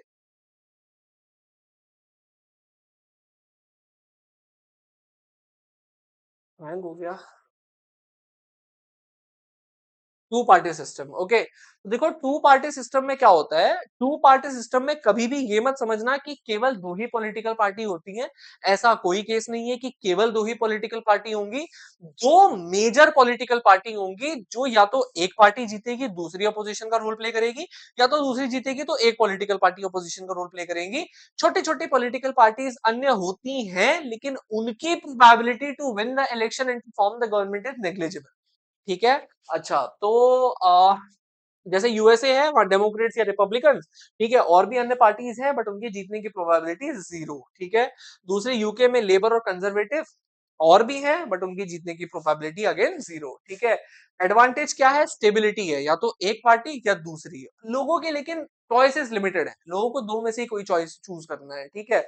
तो क्लियर चॉइस है लेकिन वोटर्स के पास कि भाई या तो आप इनको चूज करो या इनको, ठीक है। डिसएडवांटेज ये है कि डाइवर्स ओपिनियन को रिप्रेजेंट नहीं हो पाते हैं, डाइवर्स ओपिनियन, ठीक है। उसमें जैसे एक व्हाइट या ब्लैक का ही ओपिनियन रिप्रेजेंट हो पाएगा, मैं तो एग्जांपल बोल रहा हूँ, ठीक है। बाकी कोई अगर दूसरा है कोई इंटरेस्ट सोसाइटी में तो वो रिप्रेजेंटेड नहीं हो पाता है, ठीक है। इंडिया में भी माना गया है कि कुछ ऐसा सिस्टम था इंडिया में भी, एक Congress system, it's unique to India, professor Rajni Kothari ने दिया था ये नाम, ठीक है, कांग्रेस सिस्टम। तो इंडिया के अंदर भी after the first general elections, ठीक है, 67 तक ऑलमोस्ट जो है वन पार्टी सिस्टम रहा। वन पार्टी सिस्टम डायरेक्टली नहीं बोलेंगे बट उसको कहेंगे कांग्रेस सिस्टम, ठीक है, वो हम पढ़ेंगे बाद में पॉलिटिकल लेक्चर्स में। मल्टी पार्टी सिस्टम, ठीक है। तो मल्टी पार्टी सिस्टम में मल्टीपल पॉलिटिकल पार्टीज होती हैं। मल्टीपल पॉलिटिकल पार्टीज के पास में ये राइट होता है कि वो इलेक्शंस कंटेस्ट करें, ठीक है, और पावर में आए। मल्टी पार्टी सिस्टम में एक फीचर होता है कोएलिशन गवर्नमेंट। उसमें अगर एक पर्टिकुलर पॉलिटिकल पार्टी केवल 50% से ज्यादा सीट्स नहीं अगर गेन कर पाती है, तो वो छोटी छोटी अन्य पॉलिटिकल पार्टीज के साथ मिल करके एक कोएलिशन फॉर्म करती है, और फिर कोएलिशन जो है वो रन करती है गवर्नमेंट को, ठीक है। अच्छा, तो इसमें एग्जांपल है इंडिया। बहुत सारी नेशनल और रीजनल पार्टीज है इंडिया के अंदर। वही कोएलिशन गवर्नमेंट मैंने बताया आपको, एक एग्जांपल है इसका। 2004 के जैसे इलेक्शंस में अगर हम देखेंगे तो तीन अलायंस थे मेनली, तीन कोएलिशन थे। NDA national democratic alliance, UPA United progressive alliance, और एक था लेफ्ट फ्रंट, ठीक है। तो अगला देखते हैं, इसके कुछ हम एडवांटेज देखेंगे। तो बहुत सारे लोगों के ओपिनियंस जो है वो रिप्रेजेंट हो जाते हैं इजीली। डिफरेंट डिफरेंट सोशल और रिलीजियस या रीजनल ग्रुप्स जो है वो रिप्रेजेंट होते हैं वेल, ठीक है। उनके ओपिनियंस जो है वो लॉ मेकिंग बॉडीज तक आ पाते हैं, ठीक है। डिसएडवांटेज इसका ये है, आपको पता ही है, बहुत इंस्टेबिलिटी है। कभी कोई सरकार गिर जाएगी, कभी, ठीक है। अटल बिहारी वाजपेयी जी का 1999 का केस देख लेना, वहां पर, ठीक है, कितने कम जो है वो कुछ एक दो सीट से जो है वो गिर गई थी उनकी सरकार, ठीक है। बहुत ज्यादा इंस्टेबिलिटी रहती है, मार्केट बहुत इफेक्ट होता है इससे, ठीक है। शेयर मार्केट, क्योंकि उनको पता है कि भाई अगर ये सरकार गिर गई तो हमारा पैसा जो है वो क्या पॉलिसी लाएंगे दूसरी गवर्नमेंट वाले, तो हमारा पैसा हम तुरंत निकाल लेते हैं, एकदम से मार्केट भी क्रैश हो जाता है। इंस्टेबिलिटी रहती है, इन्वेस्टर्स डरते हैं ऐसे एनवायरमेंट में इन्वेस्ट करने में, ठीक है। अभी तो फिलहाल हम देखेंगे कि बहुत वेल लीड कर रहे हैं। मोदी जी से एक्सपेक्टेड नहीं था कि वो जो है, क्योंकि कभी रहे नहीं पावर में prime as a prime minister बिना मेजोरिटी के, फुल मेजोरिटी के बीजेपी के, ठीक है। अब की बार पहली बार उन्हें जो है माइनॉरिटी गवर्नमेंट लीड करनी पड़ रही है, ठीक है। तो अब देखते हैं, कोएलिशन में रूल कर रहे हैं, बहुत बेहतरीन रूल कर रहे हैं, बहुत अच्छे से कर रहे हैं। देखते हैं आगे चल के कैसा रहता है, ठीक है। अच्छा, तो विच सिस्टम इज बेस्ट? देखो, कोई सिस्टम खराब या अच्छा नहीं है। सब सिस्टम में कुछ अपनी गलतियां या कुछ अपने अच्छाइयां हैं, ठीक है। डिपेंड करता है उस देश के पॉलिटिकल एनवायरनमेंट पे, उस देश की सोशल डाइवर्सिटी के ऊपर, ठीक है, उस देश के इलेक्शन सिस्टम के ऊपर, कि उस देश में कौन सा सिस्टम जो है वो लाया जाएगा। कोई एक सिस्टम अच्छा या खराब नहीं है, ठीक है। Political parties in a federal system. तो देखो, फेडरल सिस्टम में हम बात करेंगे नेशनल और स्टेट पार्टीज की, ठीक है। डेमोक्रेसी एक फेडरल सिस्टम में दो टीयर्स ऑफ पार्टीज होती हैं। एक स्टेट पार्टीज होती हैं जो रीजनल इंटरेस्ट को रिफ्लेक्ट करती हैं, एक नेशनल पार्टीज होती हैं जो पूरे देश का इंटरेस्ट एज अ होल को रिफ्लेक्ट करती हैं, ठीक है। अच्छा, तो इंडिया जो है, इंडिया के अंदर दोनों रजिस्टर हो सकती हैं पार्टीज। कुछ क्राइटेरिया होती है जो फुलफिल करनी पड़ती है पॉलिटिकल पार्टीज को, उसके बेसिस पे जो है वो पार्टी या तो नेशनल पार्टी बनती है या स्टेट पार्टी बनती है, ठीक है। हम देखेंगे दोनों। पहले हम नेशनल पार्टी देखते हैं। तो नेशनल पार्टी वो पार्टीज होती हैं जिनको कुछ ये पर्टिकुलर क्राइटेरिया हम डिस्कस करेंगे, बट मैं आपको पहले बता दूं इनका फीचर। ये कुछ ऐसी पार्टीज होती हैं जो कुछ कॉमन इंटरेस्ट पूरे देश के लिए रिफ्लेक्ट करती हैं, जो कुछ पूरे देश की नेशन वाइड पॉलिसीज को रिफ्लेक्ट करती हैं, ठीक है। इनका काम होता है कि पूरे देश के लिए पॉलिसीज बनाना।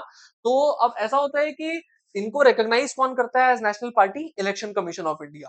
किन क्राइटेरिया के फुलफिल होने के बाद में? एक तो जो जनरल इलेक्शन हुए लोकसभा में, ठीक है, जो हर 5 साल में होते हैं, उसमें अगर किसी एक पॉलिटिकल पार्टी को टोटल वोट्स में से 6% वोट्स अगर मिले हो, समझना, इस बात को क्लियर करना। अगर इलेक्शन हुए जैसे अभी, ठीक है, इलेक्शंस में अगर किसी एक पॉलिटिकल पार्टी को टोटल वोट्स में से 6% वोट मिले, अगर मानो 6% नहीं मिले, तो किन्हीं 4 स्टेट्स में इलेक्शन लड़े होंगे। चार जो है वो स्टेट असेंबलीज में, चारों स्टेट असेंबली के टोटल वोट काउंट में अगर 6%, जैसे मान लो उत्तर प्रदेश, महाराष्ट्र, तेलंगाना और आंध्र प्रदेश, इनको मान लो, ठीक है, इनमें इलेक्शंस लड़े, टोटल वोटिंग हुई थी, टोटल वोट्स को आप काउंट कर लो, उसमें से अगर 6% वोट मिल गए हो तो भी चल जाएगा, बेशक चलो लोकसभा में ना मिले हो। बट साथ में एक और क्राइटेरिया है कि साथ में 4 सीट्स भी मिली होनी चाहिए लोकसभा में, ठीक है। तो इस पॉलिटिकल पार्टी को इलेक्शन कमीशन ऑफ इंडिया के द्वारा as a national party register कर लिया जाएगा। इनके कुछ अपने स्पेशल पर्क्स होते हैं, स्पेशल बेनिफिट्स होते हैं जो इन्हें मिलते हैं फिर, ठीक है। तो 2023 के इलेक्शन कमीशन ऑफ इंडिया के नोटिफिकेशन के हिसाब से हमारे देश में एट प्रेजेंट 6 नेशनल पार्टीज है, ठीक है। स्टेट पार्टीज को देख लेते हैं। स्टेट पार्टीज जो होती हैं वो बेसिकली रीजनल पार्टीज कहा जाता है उन्हें। इनका काम होता है रीजनल इंटरेस्ट को रिफ्लेक्ट करना, ठीक है, जैसे आरएलडी है हमारे western Uttar Pradesh, regional party है, ठीक है। तो उसका काम क्या है, उसका काम है कि वहां के जो एग्रीकल्चरल इश्यूज हैं उनको रिफ्लेक्ट करना। अब एक रीजनल पार्टी स्टेट पार्टी हो भी सकती है according to election commission of India, या नहीं भी हो सकती है। अगर एक रीजनल पार्टी है जो किसी पर्टिकुलर रीजन के इंटरेस्ट को रिफ्लेक्ट करती है, उसको अगर स्टेट पार्टी बनना है तो उसको एक क्राइटेरिया फुलफिल करनी पड़ती है कि एक पर्टिकुलर स्टेट में जो स्टेट असेंबली के इलेक्शंस हुए, उन स्टेट असेंबली के इलेक्शंस में टोटल वोट्स में से अगर 6% वोट मिले हैं प्लस 2 सीट मिली है, 2 सीट्स अगर मिली है उस पॉलिटिकल पार्टी को, तो उस पार्टी को election commission, state election commission नहीं, state election commission is only responsible for the elections at local level. State election state में जो होते हैं उनको भी इलेक्शन कमीशन ऑफ इंडिया ही कंडक्ट कराता है। तो अगर 6% वोट स्टेट असेंबली में मिले हैं प्लस 2 सीट्स मिली हैं, तो उस पार्टी को जो है वो एज अ रीजनल या स्टेट पार्टी जो है वो रजिस्टर किया जा सकता है, ठीक है। कुछ एग्जाम्पल्स हैं, जैसे समाजवादी पार्टी, राष्ट्रीय जनता दल आरजेडी, ठीक है, बीजेडी हो गया बीजू जनता दल, ठीक है, एमएनएफ हो गया मिजो नेशनल फ्रंट, तेलंगाना राष्ट्रीय समिति हो गया, टीडीपी हो गया तेलुगु देशम पार्टी, ठीक है। ये सब क्या स्टेट पार्टी, ठीक है। इनका रोल क्या है कि ये जो है वो स्टेट में आजकल हम पिछले 30 साल से देखेंगे, या फिर अगर हम स्पेसिफिकली बात करें तो आफ्टर इमरजेंसी बहुत ज्यादा जो है वो स्टेट पार्टीज का डोमिनेंस बहुत बढ़ गया है, ठीक है। रीजनल पार्टीज का डोमिनेंस बहुत बढ़ गया है, ठीक है। अच्छा, तो no national party could secure a Lok Sabha majority on its own until 2014, ठीक है। 2014 तक एक नेशनल पार्टी जो है, अब ऐसा होता है, देखो मेरी बात को समझना, कोई भी स्टेट पार्टी अगर रजिस्टर हो गई, ठीक है, कि मान लो फॉर एग्जांपल आम आदमी पार्टी दिल्ली स्टेट से एक स्टेट पार्टी है, जरूरी नहीं है कि वो स्टेट पार्टी है तो केवल वो स्टेट इलेक्शन में पार्टिसिपेट करेगी, वो स्टेट पार्टी नेशनल इलेक्शंस में भी as a non national party participate कर सकती है। अब आम आदमी पार्टी मानो अगर लोकसभा के इलेक्शंस में पार्टिसिपेट करे तो उसको मना थोड़ी किया जाएगा कि आप तो स्टेट पार्टी हो दिल्ली से, आप केवल दिल्ली में इलेक्शंस में लड़ो, नहीं ऐसा नहीं है, वो लड़ सकती है। 2014 तक का क्या ट्रेंड था, 2014 तक का एक ट्रेंड ये था कोएलिशन पॉलिटिक्स का, ठीक है। इमीडिएटली जब जवाहरलाल नेहरू का नहीं था और जब इंदिरा गांधी का था, तो इंदिरा गांधी तक नहीं, केवल जवाहरलाल नेहरू तो काफी समझ लो, तब तो जो है मेजोरिटी थी, ठीक है, केवल एक नेशनल पार्टी की लोकसभा में। लेकिन उसके बाद में क्या हुआ, उसके बाद में ऐसा हुआ कि जब से मतलब आप ये समझ लो 1960s के बाद से लेके 2014 तक कोई भी एक सिंगल नेशनल पार्टी जो है वो लोकसभा में 272 मार्क को क्रॉस अकेले नहीं कर पाई थी, एक कोएलिशन में ही किया था। और कोएलिशन में मोस्ट ऑफ द टाइम क्या होता था कि एक नेशनल पार्टी जो मेजॉरिटी पार्टी है उसके साथ कई सारी स्टेट पार्टीज मिल करके जो है वो गवर्नमेंट को रन करते थे। 1969 में जब कांग्रेस में स्प्लिट हुआ था अंडर इंदिरा गांधी, तो जब कांग्रेस आर थी, कांग्रेस रेक्यूशनिस्ट, जो कि लीड की जा रही थी इंदिरा गांधी के द्वारा, तो उन्होंने भी फाइनली टीडीपी और CPI Telugu Desam party plus communist party of India इनके साथ कोलिशन फॉर्म करके 1970 तक जो है वो अपनी सरकार चलाई थी। और ये बात समझ में, फिर 1972 में इलेक्शंस होने थे बट इंदिरा गांधी ने हाउस डिसॉल्व करके 1970 में ही इलेक्शंस को कंडक्ट करवा दिया था। तो ये बात क्लियर हो रही है कि किस तरीके से जो है वो काम चल रहा है। अब हम एक और बात को समझेंगे कि भाई, मैंने दोबारा से मैं रिपीट कर देता हूँ, क्रक्स इस बात का कि कोई भी एक नेशनल पार्टी के पास में फुल फ्लेज मेजोरिटी नहीं थी, वो स्टेट पार्टीज के साथ मिल करके ही जो है वो कोएलिशन फॉर्म करती थी और तब गवर्नमेंट को चलाती थी, ठीक है। अच्छा, तो national parties now form alliances with state parties to create coalition government, ठीक है। तो अभी भी जैसे अगर हम बीजेपी का देखें तो बीजेपी ने कोएलिशन फॉर्म किया है, कोएलिशन का नाम है नेशनल डेमोक्रेटिक अलायंस, और नेशनल डेमोक्रेटिक अलायंस में जो मेन पिलर्स है वो बिहार में जो है आरजेडी, ठीक है, और साथ में तेलंगाना वाला टीडीपी, ठीक है, आंध्र प्रदेश वाला, ठीक है। तो वो टीडीपी तेलुगु देशम पार्टी, ठीक है, तो उनके साथ मिल करके जो है वो एक कोएलिशन फॉर्म किया है, तब वो गवर्नमेंट चला रहे हैं, ठीक है। अच्छा, since 1996 most state parties have led a role in national level coalition government strengthening federalism और डेमोक्रेसी। कैसे स्ट्रेंथन हुआ इस चीज से फेडरलिज्म और डेमोक्रेसी, ऐसे जो नेशनल पार्टी होती है जब वो फॉर्म करती है स्टेट पार्टीज के साथ में कोलिशन, तो नेशनल पार्टी केवल अपनी मर्जी से नहीं रूल कर सकती है, उस नेशनल पार्टी को जो स्टेट के भी जो इश्यूज हैं उनको भी फिर कंसिडर करना पड़ता है, तब वो काम कर सकते हैं, ठीक है। तो ये जो है वो 6 नेशनल पार्टीज हैं registered with election commission of India. आम Aadmi party, Bahujan Samaj party, Bharatiya Janata party जो पहले भारतीय जनसंघ था, कम्युनिस्ट पार्टी ऑफ इंडिया, ठीक है, और इंडियन नेशनल कांग्रेस, और साथ में नेशनल पीपल्स पार्टी, ठीक है। तो हम इनको देख लेते हैं एक बार। तो देखो ऐसा है कि जैसे आम आदमी पार्टी की अगर हम बात करें तो इसको फाउंड किया गया था 26 नवंबर 2012 को।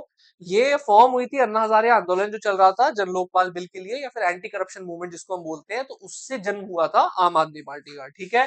तो की आइडियोलॉजी ये थी कि क्लीन गवर्नमेंट रखनी है, क्लीन गवर्नमेंट। क्लीन गवर्नमेंट मतलब ट्रांसपेरेंट गवर्नमेंट, साफ सुथरी government, no corruption. Anti corruption movement से इनका जन्म हुआ था, ठीक है, एंटी करप्शन मूवमेंट से, ठीक है। अच्छा मैं क्यों हंसी आ रही है, आप समझ में आ रहा होगा, ठीक है। मेन प्रेजेंस कहाँ है, दिल्ली और पंजाब, ठीक है। और लोकसभा परफॉर्मेंस क्या रहा इनका, 2019 में एक सीट इन्हें लोकसभा में मिली थी, ठीक है। बहुजन समाज पार्टी, ठीक है। तो देखो बहुजन समाज पार्टी को कांसीराम जी ने फाउंड किया था 1984 में। दलित, आदिवासी, ठीक है, ओबीसी, माइनॉरिटी कम्युनिटी, इनके इंटरेस्ट को प्रमोट करने के लिए they were basically inspired from Periyar, from Phule, Ambedkar, ठीक है। अच्छा स्ट्रॉन्ग होल्ड इनका कहाँ है, मेजोरिटी जो स्ट्रॉन्ग होल्ड है इनका वो आप तो खैर नहीं है उतना, बट उत्तर प्रदेश में रहा है इनका स्ट्रॉन्ग होल्ड, मध्य प्रदेश, छत्तीसगढ़, उत्तराखंड और पंजाब में भी, ठीक है। अगर 2019 के इलेक्शंस की बात करें तो 10% सीट्स जो है इनको मिली थी, 3.63% वोट्स मिले थे, 10 सीट्स मिली थी, परसेंट नहीं 10 सीट्स इनको मिली थी, और 3.63% वोट्स मिले थे, ठीक है। अच्छा अगर हम बात करें अब कि आ, ये भारतीय जनता पार्टी, तो भारतीय जनता पार्टी पहले कौन सी पार्टी थी 1980 से पहले, भारतीय जनसंघ, ठीक है। भारतीय जनसंघ से राइज हुई कौन सी, भारतीय जनता पार्टी, ठीक है। हिंदुत्व, नेशनलिज्म, इकोनॉमिक ग्रोथ और कल्चरल हेरिटेज को प्रोटेक्ट करने के लिए इस पार्टी की मेजर आइडियोलॉजीज हैं। अगर हम बात करें इसका प्रेजेंस तो पूरे इंडिया में इसका मोस्ट ऑफ द प्रेजेंस है, नॉर्थ और वेस्ट में सबसे ज्यादा प्रेजेंस है, रूरल इंडिया इनका बेस है, ठीक है। गवर्नेंस है ये एनडीए के फॉर्म में, एक कोalition फॉर्म किया है इन्होंने, नेशनल डेमोक्रेटिक अलायंस, और उस कोalition के फॉर्म में रूल कर रहे हैं, ठीक है। लोकसभा में परफॉर्मेंस कैसा रहा, 2019 में लार्जेस्ट पार्टी मर्ज हुई थी 303 सीट्स के साथ मिला कोalition, तो ये कोalition की सीट्स है 303। कम्युनिस्ट पार्टी ऑफ इंडिया, जब 1962 की वॉर हुई थी एक्चुअली, तो मैं उस टाइम पर बता दे रहा हूँ, तो 1962 की वॉर के टाइम पर एक्चुअली क्या हुआ था कि कम्युनिस्ट पार्टी ऑफ इंडिया थी उस टाइम तक, ठीक है। तो उस वॉर में क्योंकि communist party of India was basically based upon the ideals of Marxism और लेनिनिज्म, तो इनका ये था कि इनको जो है सपोर्ट करना था मार्क्सिज्म और लेनिनिज्म को। 1962 में जब चाइना ने अटैक किया तो एक फैक्शन इनमें वो था जो ये मानता था कि चाइना इंडिया में कम्युनिज्म को इंप्लीमेंट करने के लिए अटैक कर रहा है, एंड दे सपोर्टेड चाइना, ठीक है। तो जिस फैक्शन ने, जो रेवोल्यूशनरी फैक्शन था जिसने चाइना को सपोर्ट किया इस समय, तो उसको अलग कर दिया गया कम्युनिस्ट पार्टी ऑफ इंडिया से, और वो बना communist party of India Marxist Leninist, ठीक है। और जो कांग्रेस को सपोर्ट कर रहा था उस टाइम पर वॉर में, तो वो फैक्शन था communist party of India Marxist, ठीक है। 1964 में ये स्प्लिट हुआ था, इन्होंने सपोर्ट एक्चुअली किया था कांग्रेस को ड्यूरिंग द वॉर ऑफ 1962, और जो फैक्शन अलग हो गया था दैट सपोर्टेड चाइना, ठीक है। अच्छा इनकी की आइडियोलॉजी क्या थी, तो मार्क्सिज्म लेनिनिज्म से इंस्पायर्ड है ये, ठीक है। सोशलिज्म, सेक्युलरिज्म और डेमोक्रेसी को इनको स्ट्रेंथन करना है इंडिया में। वेस्ट बंगाल, केरला और त्रिपुरा में जो है इनका मेन गढ़ है, ठीक है। अच्छा critical of economic liberalisation, foreign capital influence, इनका मानना यह है कि जो ग्लोबलाइजेशन हुआ है, जब से एलपीजी रिफॉर्म्स इंडिया ने अपनाए हैं, तब से जो डिस्पैरिटी है between the rich and the poor ये और बढ़ी है, तो ये उसको रिवर्स करना चाहते हैं, ठीक है। अच्छा इनका लोकसभा परफॉर्मेंस 2019 के इलेक्शन में 3 सीट्स इन्हें मिली और 1.75% वोट्स मिली, ठीक है। इंडियन नेशनल कांग्रेस, अगर आईएनसी की बात करें तो वन ऑफ द लार्जेस्ट या ओल्डेस्ट हम कह सकते हैं, तो खैर लार्जेस्ट नहीं है but one of the oldest political party in India. 1885 में एओ ह्यूम्स ने फॉर्म किया था इसको, ठीक है। इनका मेजर जो आइडियोलॉजी है वो लेफ्ट लीनिंग है, ठीक है। तो सेक्युलरिज्म, डेमोक्रेसी, वेलफेयर, वेलफेयर वही लेफ्ट लीनिंग है ना, कि भाई सोशलिस्टिक मेजर्स को इंप्लीमेंट करना है, गरीबी हटानी है, ठीक है। अब गरीबी हटानी है कि गरीबों को ही हटाना है वो ही नहीं पता है, ठीक है। किया क्या इन्होंने देख ही रहे हो, कहाँ ही हटी गरीबी, तो है ना। तो गवर्नेंस लेड यूपीए कोalition, तो यूनाइटेड प्रोग्रेसिव अलायंस इनका एक कोalition है जो कि अच्छा इनका बेस जो है वो पुअर्स है, मोस्टली आदिवासी जनजाति है ना, वो है इनका मेन बेस। ठीक है, प्रेजेंस इनका नेशन वाइड है बट इनका डोमिनेंस 2014 के बाद में काफी कम हो गया है। ठीक है, लोकसभा परफॉर्मेंस 2019 में केवल 52% सीट्स विथ 19.5% वोट्स मिले थे। ठीक है, अच्छा अभी अगर हम बात करें नेशनल पीपल्स पार्टी की, एनपीपी की, तो इनको पीए सांगमा ने जो है फॉर्म किया था। नॉर्थ ईस्ट के रीजन में मेन डोमिनेंस है इनका। ठीक है, कहां पर? मोस्टली मेघालय में। ठीक है, अच्छा इनका फोकस है एजुकेशन, एम्प्लॉयमेंट और रीजनल डेवलपमेंट, अपने देश की कल्चर, अपने स्टेट की कल्चर को प्रमोट करना। ठीक है, वो मेजर इनका वो है कि भाई वहां पर अंडर डेवलपमेंट है, वहां पर डेवलपमेंट लाना। ठीक है, अच्छा परफॉर्मेंस इनका 2019 में एक सीट मिली थी इन्हें लोकसभा की।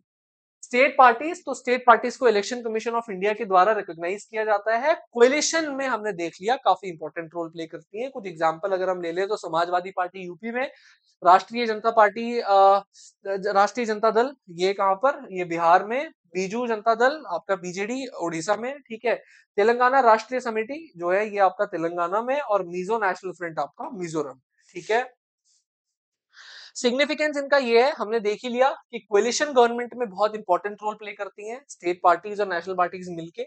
स्ट्रेंथनिंग फेडरलिज्म, हमारे देश में जो डिवीजन ऑफ पावर है between the centre and the state and the local, उनको और स्ट्रेंथन किया जाता है पॉलिटिकल पार्टीज की हेल्प से। और पॉलिटिकल डाइवर्सिटी को रिफ्लेक्ट करती है स्टेट पार्टीज। ठीक है, अगर स्टेट पार्टीज और नेशनल पार्टीज मिलकर नहीं काम करेंगी तो जो डाइवर्स सेक्शन है हमारे देश के, वो अपने व्यूज को रिप्रेजेंट नहीं कर पाएंगे लॉ मेकिंग बॉडीज में। ठीक है, उसके बाद अगर हम बात करें चैलेंजेस टू पॉलिटिकल पार्टीज की, तो ये कुछ चार चैलेंजेस हैं: lack of internal democracy, dynastic succession, role of money and muscle power, and lack of meaningful choices for the voters. इनको देख लेते हैं हम।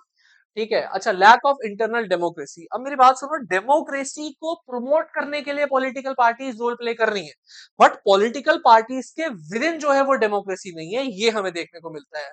ना तो लीडर को पॉलिटिकल पार्टी के इलेक्ट करने के लिए रेगुलर इलेक्शंस होते हैं। ठीक है, ना ही कोई इनके मेंबरशिप का रजिस्टर मेंटेन किया जाता है, ना इनका कोई रेगुलर जो है वो असेंबलीज होती हैं, रेगुलर मीटिंग्स नहीं होती हैं। केवल कुछ मेन मेंबर्स हैं जो अपनी जो है वो डोमिनेंस को एस्टैब्लिश करके जिन्होंने रखा हुआ है। ठीक है, तो इनको जो है मतलब इनके विद इन डेमोक्रेसी नहीं है। कुछ ही लीडर्स है जिनके हाथ में पूरी पार्टी की कमान है, जो कि नहीं होना चाहिए। यूएसए का अगर हम एग्जांपल लें तो वहां पर कैंडिडेट को भी मेंबर्स जो है पॉलिटिकल पार्टी के वो मिलकर इलेक्ट करते हैं कि हमारे बिहाफ पे ये लड़ेंगे इलेक्शन। बट इंडिया के अंदर ऐसा नहीं है, केवल मेजर डिसीजन जो है वो लीडर लेते हैं। ठीक है, तो दिस इज रॉन्ग। ओके, तो आप करने जा रहे हो डेमोक्रेसी को इंप्लीमेंट, बट आपके विद इन डेमोक्रेसी नहीं है, ये एक चैलेंज है। दूसरा चैलेंज ये है डायनेस्टिक सक्सेशन। अगर हम देखें जवाहरलाल नेहरू के बाद उन्हीं की बेटी इंदिरा गांधी, उन्हीं के बच्चे। ठीक है, तो उसके बाद सोनिया गांधी के बाद राहुल गांधी के बाद प्रियंका गांधी। क्या है भाई गांधी परिवार में ऐसा? मतलब ऐसा क्यों? Why this is happening? ठीक है, बीजू जनता दल का भी देखें तो बीजू फैमिली है ना, परिवार। ठीक है, अगर बीजेपी में भी अगर हम देखें तो अमित शाह, अगर हम देखें तो अमित शाह के बेटे बीसीसीआई चेयरपर्सन। क्यों? ऐसा किस लिए? Why this is happening? Most of the leader जो है, अगर हम उनके देखें तो उनके बच्चों को नेपोटिज्म का शिकार बनाया जा रहा है। ठीक है, ना चाहते हुए भी। अगर राहुल गांधी हो सकता है कि बहुत अच्छा काम अगर कर दिया होता उन्होंने, अगर वो कहीं जो है और किसी फील्ड में अगर चले गए होते तो, ठीक है, कहीं इटली में जाकर के उन्होंने कुछ बढ़िया कर लिया होता। ठीक है, लेकिन उन्हें जबरदस्ती घुसाया गया पॉलिटिक्स में। ठीक है, तो वो एक ऐसे चाइल्ड है जिनको जबरदस्ती लगाया गया, नहीं करो, संभालो। अब भाई क्यों? ठीक है, क्यों कोई और नहीं आ सकते? ठीक है, एक बने थे नॉन गांधी फैमिली से प्राइम मिनिस्टर इंडिया के। ठीक है, क्या हुआ उनके साथ? उनकी बॉडी तक को जो है वो कांग्रेस के ऑफिस तक में नहीं लेके जाया गया था, इतनी डिसरिस्पेक्ट हुई थी। ठीक है, आप बताइए कमेंट में कौन थे वो? ठीक है, देखते हैं हम।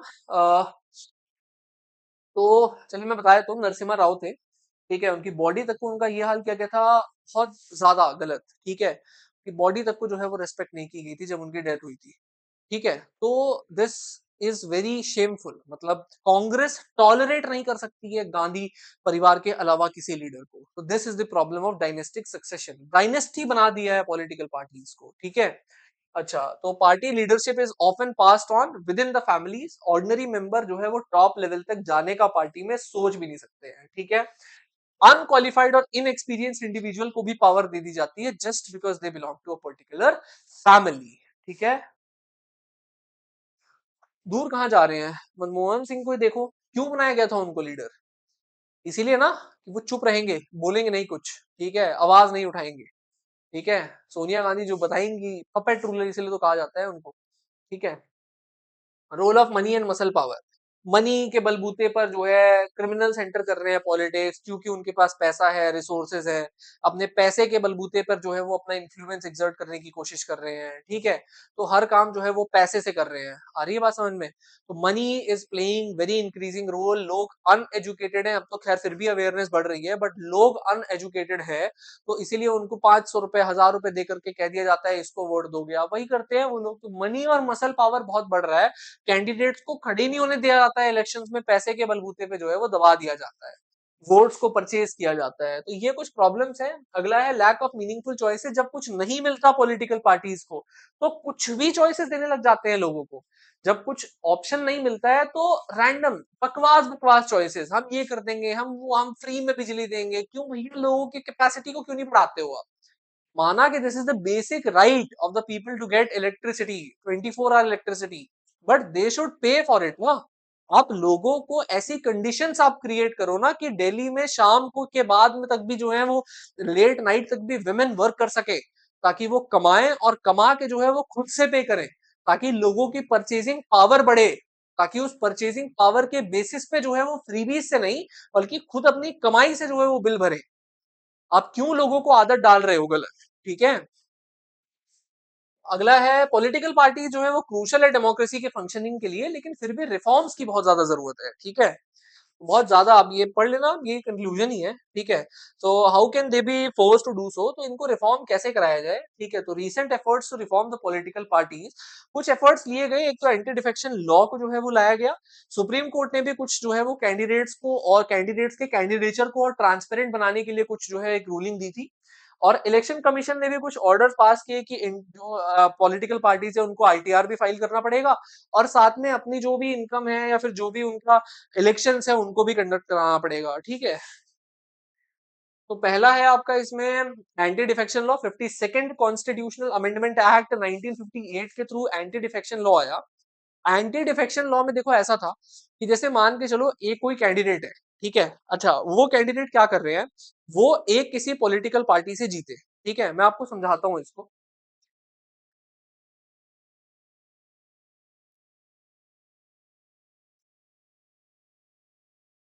जैसे मानो एक कोई XYZ कैंडिडेट है, इन्होंने इलेक्शन लड़ा,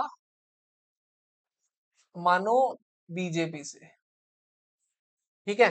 बीजेपी से इन्होंने इलेक्शन लड़ा, और बीजेपी की जो सीट्स आई मानो 272 आई, ठीक है। तो बीजेपी की गवर्नमेंट फॉर्म हो गई, ठीक है।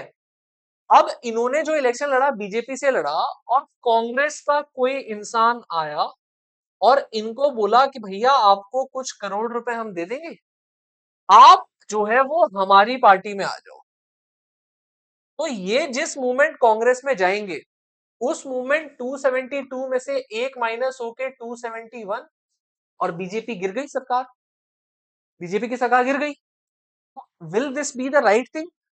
नहीं, ऐसा बहुत हो रहा था। तो इसीलिए एंटी डिफेक्शन लॉ लाया गया कि इस प्रोसेस को, कि आपने एक पार्टी के टिकट से जीतने के बाद इस पार्टी को छोड़ के दूसरी पार्टी को ज्वाइन कर लिया, this is called as defection. और अगर अब से आफ्टर दिस अमेंडमेंट, अगर आप, कुछ एक्सेप्शन है कि अगर 1/3 मेंबर ही चले जा रहे हैं तो वो तो स्प्लिट ही हो गया, ठीक है, कुछ एक्सेप्शन है। उसके अलावा अगर आप ऐसा करते हो तो इस चीज को क्या कहा जाएगा, डिफेक्शन। और अगर आप ऐसा करते हो तो केवल आप पार्टी नहीं हटोगे, पार्टी से नहीं जाओगे, आपकी जो है वो मेंबरशिप ही पूरे हाउस से रद्द कर दी जाएगी। You won't be the member of that house any more if you commit this defection, ठीक है।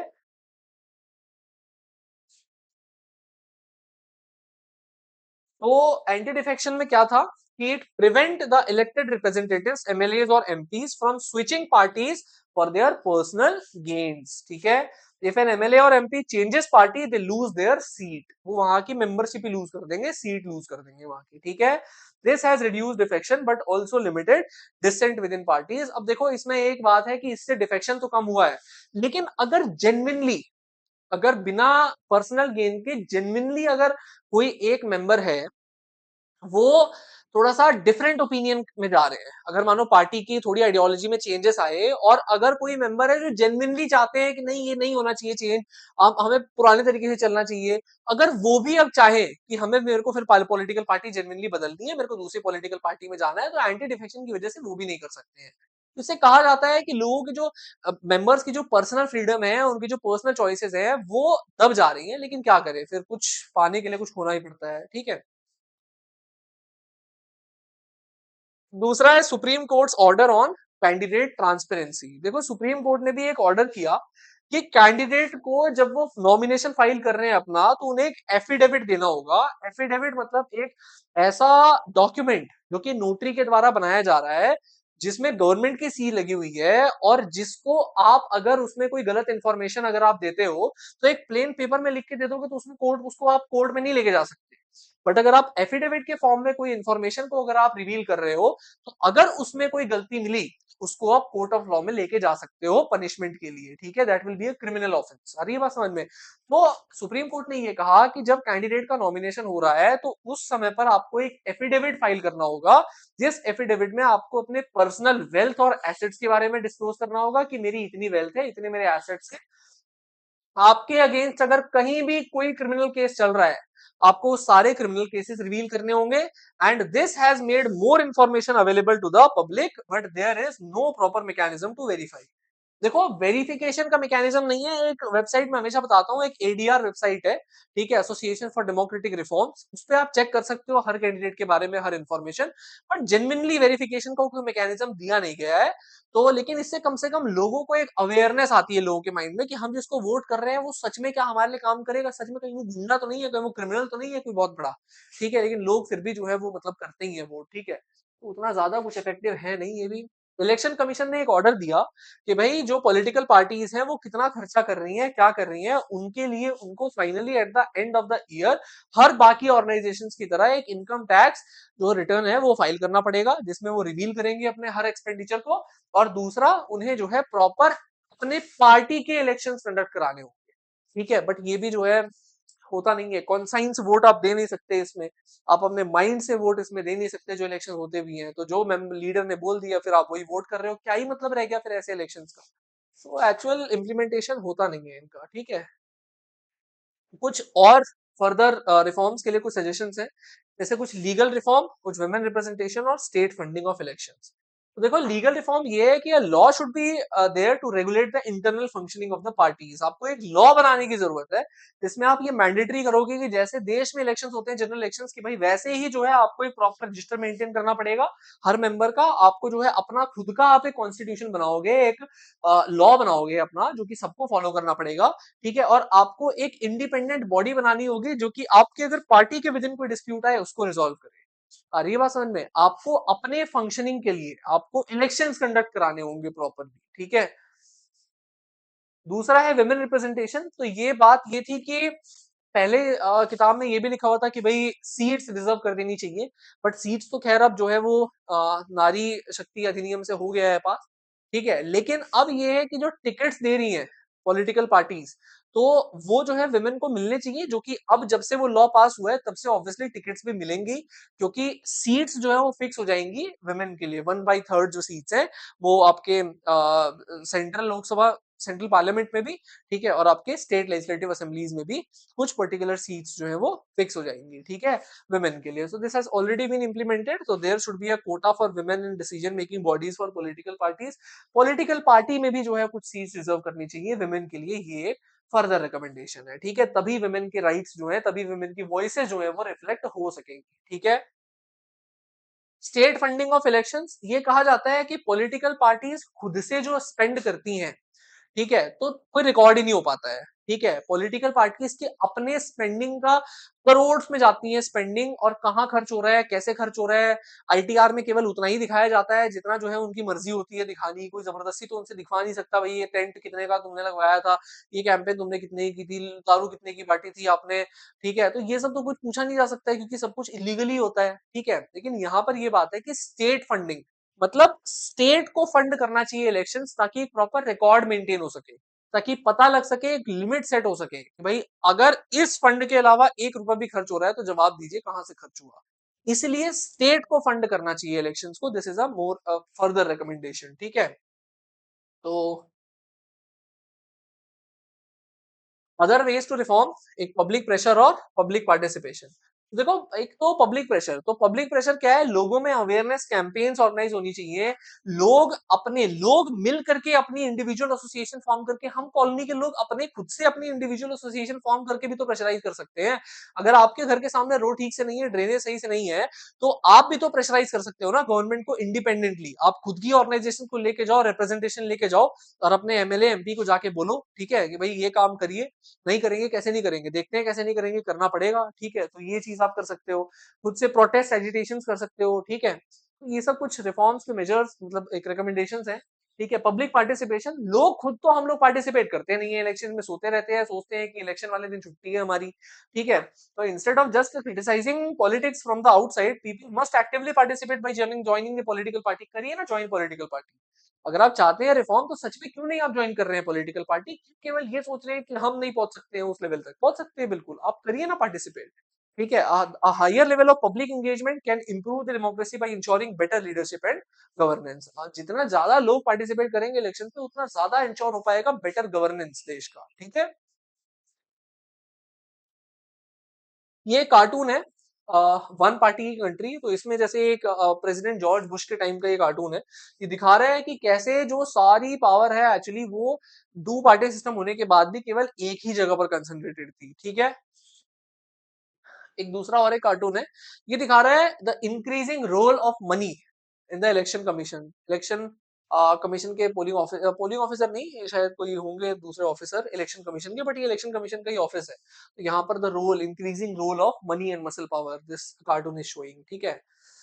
और ये है बेसिकली कि do you agree that this form of reforming political. हाँ, तो देखो, ये इलेक्शन कमीशन ऑफ इंडिया है एक्चुअली, कितना ज्यादा हौच पौच है। मतलब this cartoon is actually depicting कि it is not a cup of tea to bring reform in the political parties, because ये जो है ना, they are like big leaders, बहुत ज्यादा पावर इनके पास बहुत ज्यादा है, ये कुछ भी अपनी मर्जी से करवाते हैं। तो इनको एक्चुअली रिफॉर्म करना इज नॉट इजी टास्क, ठीक है।